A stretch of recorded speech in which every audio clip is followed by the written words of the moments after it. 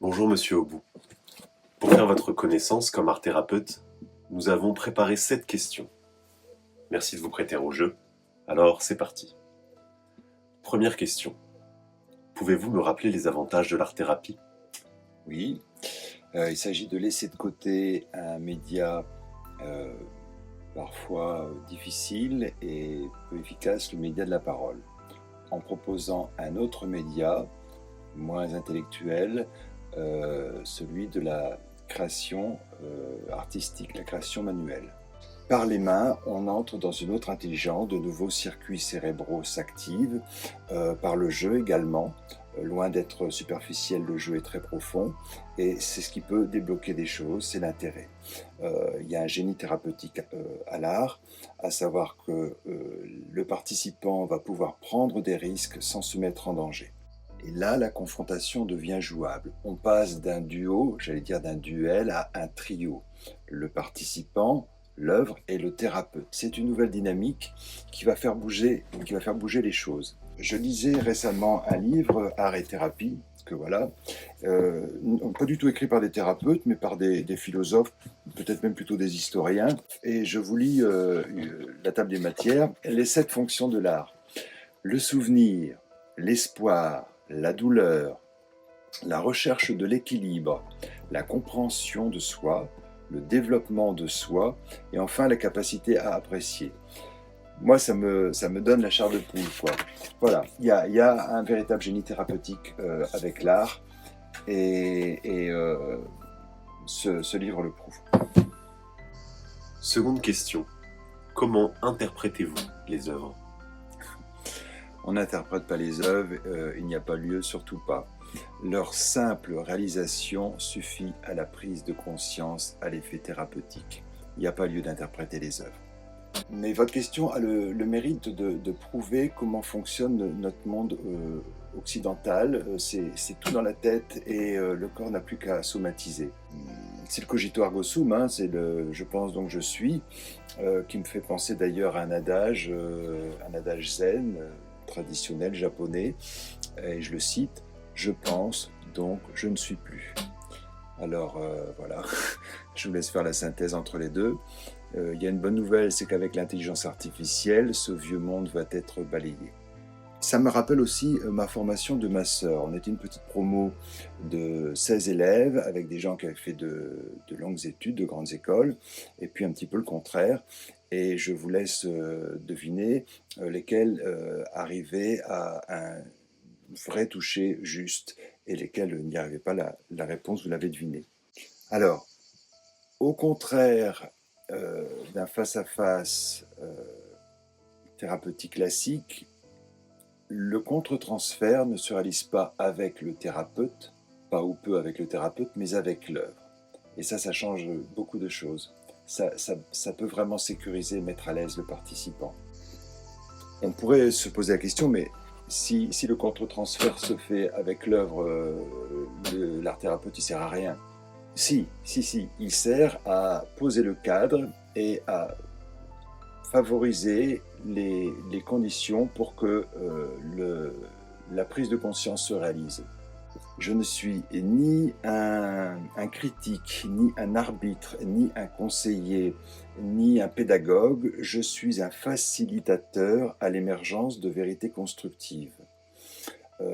Comment on pourrait dire, une sorte d'accoucheur, si vous voulez, voilà, une sage-femme. Et je vous garantis que c'est un métier. Troisième question. Avez-vous une façon de faire propre ? Oui, évidemment, de par ma spécificité cognitive. J'aime bien dire en boutade, vous prenez le mot artiste, vous changez une seule lettre et vous tombez sur un autre mot. J'ai une liberté naturelle. Je ne le fais même pas exprès. Je vous présente un pinceau. Voilà. Alors, la liberté ne veut pas dire le manque d'exigence. Hein. L'exigence, je l'ai. Dans ma précédente activité de spa et massage, j'avais écrit un référentiel qualité de 25 pages pour sécuriser la satisfaction du client. C'est pas le même cas de figure, évidemment, mais c'est le même bonhomme et c'est la même rigueur. Qu'est-ce que je peux dire d'autre ? J'ai élaboré une bibliothèque de 80 jeux exercices, alors ça c'est exclusif à Lucobu, des jeux exercices pour répondre à tous les cas de figure, qui peuvent être classés de différentes façons. Si vous avez affaire par exemple à quelqu'un qui est dans l'hypercontrôle, le perfectionniste et droitier, et bien lui proposer de travailler avec la main gauche. Ça peut être un exercice intéressant, c'est facile à comprendre. J'aime bien le travail en temps limité. Alors il y a une balance bénéfice-risque évidemment, parce qu'il y a des profils qui peuvent être un petit peu lents à la détente, et c'est à respecter, mais en contrepoint, ça constitue une contrainte qui oblige à lâcher prise, à se jeter à l'eau. Pouf, ça y est, je suis dans l'eau maintenant, j'ai pas le choix, j'ai plus qu'à nager.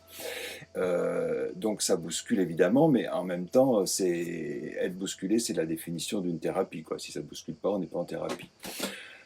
Alors c'est toujours une question de dosage, il n'y a pas de règle absolue, c'est à moi d'être attentif, de suivre, de talonner, de materner le participant, de le suivre là où il part.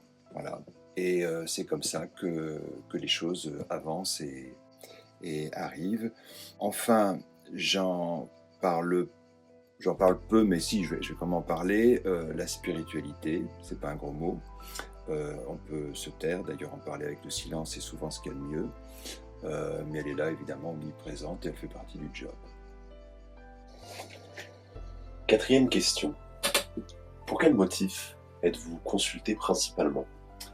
Alors, tous les motifs sont les bienvenus. A priori, il n'y a pas de contre-indication à l'art-thérapie.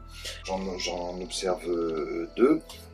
Les autistes, évidemment, qui se ressemblent, s'assemblent. Voilà, c'est l'adage. Et puis, peut-être le développement personnel. Enfin, j'aime pas quand on oppose des problématiques profondes à des problèmes. Alors, problématiques profondes, ça peut être le traumatisé crânien ou les soins palliatifs, à des problématiques qui seraient moins. C'est une opposition un petit peu bête parce que l'un comme l'autre procède de la même logique, à savoir celui de réussir son individuation, et on peut toujours se développer. A fortiori dans une société de plus en plus maltraitante, avec la pensée dominante exclusive des big tech, big pharma, big food, qui bafouent la diversité culturelle, donc le transgénérationnel, rien que ça, qui bafoue les diversités cognitives, qui bafoue le vivant tout simplement. On dit que l'être humain agit soit par amour, soit par peur, qu'il n'y a pas de troisième motivation possible. Je suis assez d'accord avec ça.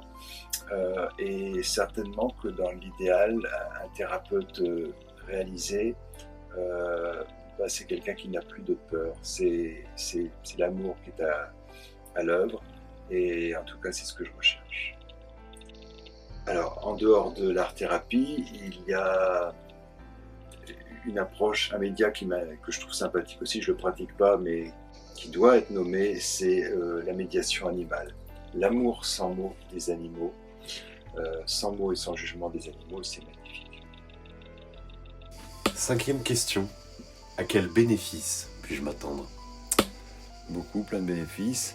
Des bénéfices que je préférerais appeler des surprises. La surprise de l'inconnu.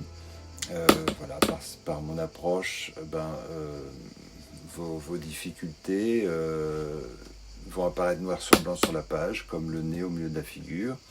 Alors, souvent en même temps apparaît et la difficulté et le problème et la solution. Ça, c'est le génie de l'art-thérapie, et ça illustre d'ailleurs l'adage qui dit qu'un problème posé est à moitié résolu. Ça me fait rire, c'est très juste. Oui, en un mot, sortir du brouillard. Le participant est à la fois, mais nous aussi, on est tous, c'est la vie sur Terre, on est à la fois le médecin et le malade, à la fois et en même temps. Et il y a des moments où le médecin ne peut qu'attendre avec confiance et patience. Alors, appliqué à mon travail, ça fait des séances où on sème, et puis des séances où on récolte. J'aime travailler autant que possible avec des cycles de 3 séances. Alors concrètement, vous allez rentrer chez vous avec au moins 6 œuvres qui vont être comme une mise à jour de votre conscience. Voilà où j'en suis. Ah ouais, il y avait ça, puis ça j'avais pas vu. Et puis ça travaille, hein, d'un jour à l'autre, ça mûrit. Côté compta, mes séances durent systématiquement 1h15. J'ai tout calé sur 1h15, 75 minutes. Les séances individuelles sont à 60 €. Les séances de groupe, des petits groupes, à 35 €. Je ne vais pas au-delà de 4 personnes pour 2 raisons. La surface, déjà, mon atelier n'est pas peut-être assez grand. Puis être attentif à 4 personnes, c'est déjà énorme. Je pense notamment aux signaux faibles, comme les postures corporelles. Pendant que je regarde l'un, je ne peux pas regarder l'autre. 6e question. Quels sont vos diplômes? Alors j'en ai principalement 3. Un diplôme de directeur artistique, Penningen, Bac+5.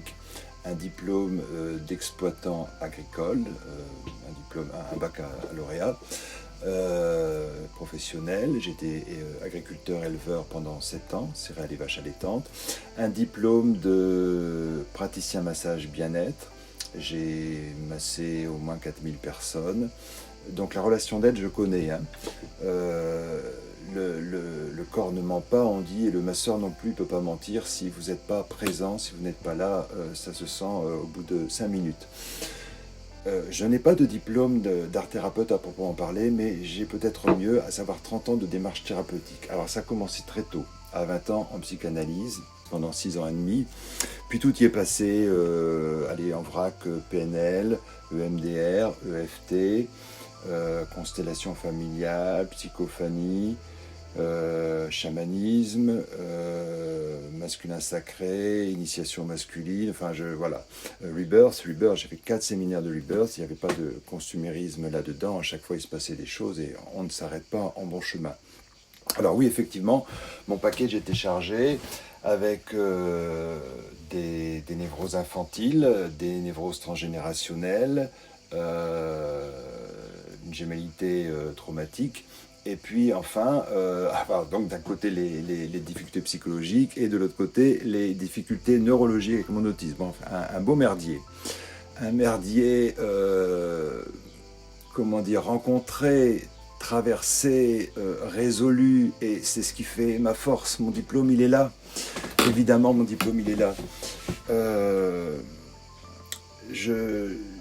Quelqu'un me faisait observer récemment que le dictionnaire des noms propres était rempli de gens non diplômés qui avaient fait des choses marquantes. Notamment Napoléon Ier, qui a raté tous ses diplômes d'école militaire. On se pose la question, est-ce que c'était Napoléon Ier qui était mauvais ou est-ce que c'était l'école de l'époque? La question se pose.